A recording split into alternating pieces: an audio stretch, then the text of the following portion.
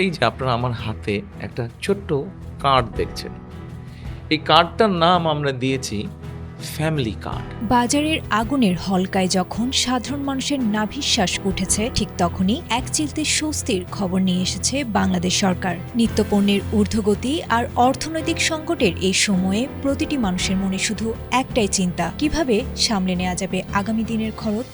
সাধারণ মানুষের সেই দুশ্চিন্তার মেঘ কাটাতে এক নতুন আলোকবর্তিকা হিসেবে আত্মপ্রকাশ করেছে বিশেষ এই উদ্যোগ। এটি কেবল একটি সরকারি প্রকল্প নয়, বরং সাধারণ পরিবারের টিকে থাকার এক শক্তিশালী অবলম্বন হতে চলেছে। দেশের দরিদ্র ও নিম্ন মধ্যবিত্ত পরিবারগুলোকে মূল্যস্ফীতির চাপ থেকে সুরক্ষা দিতে সরকার আনুষ্ঠানিকভাবে নিয়েছে ফ্যামিলি কার্ড কর্মসূচি চালুর চূড়ান্ত প্রস্তুতি।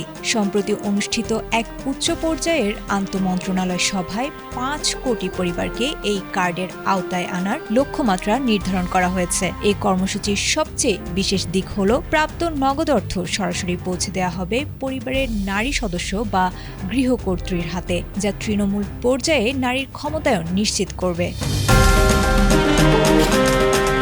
ইতোমধ্যেই অর্থমন্ত্রীকে প্রধান করে ১৫ সদস্যের একটি শক্তিশালী মন্ত্রিসভা কমিটি গঠন করা হয়েছে। পাইলট প্রকল্প হিসেবে প্রথম ধাপে বেছে নেওয়া হয়েছে বগুড়ার গাবতলী ও দিনাজপুরের নবাবগঞ্জ উপজেলাকে।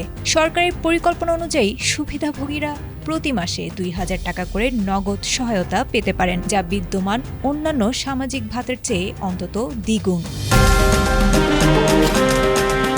স্বচ্ছতা নিশ্চিত করতে জাতীয় পরিচয়পত্রের ভিত্তিতে ইতোমধ্যে তৈরি করা হয়েছে একটি কেন্দ্রীয় ডিজিটাল ডাটাবেস। এর ফলে কোনো মধ্যস্বত্বভোগী বা ভুয়া তালিকা তৈরির জন্য থাকবে না কোনো সুযোগ। যোগ্য আবেদনকারীদের সংগ্রহে রাখতে বলা হয়েছে এনআইডি, পাসপোর্ট সাইজের রঙিন ছবি এবং একটি সচল মোবাইল নাম্বার। খুব শীঘ্রই ইউনিয়ন পরিষদ ও অনলাইন পোর্টালের মাধ্যমে শুরু হবে আবেদন প্রক্রিয়া। এই উদ্যোগ সফল হলে দেশের অর্থনৈতিকভাবে ঝুঁকিপূর্ণ পরিবারগুলো সরাসরি উপকৃত হবে এবং দেশের সামাজিক নিরাপত্তা কাঠামো এক নতুন উচ্চতায় পৌঁছাবে বলে আশা করা হচ্ছে। আয়েশা আক্তার, এটিএন বাংলা।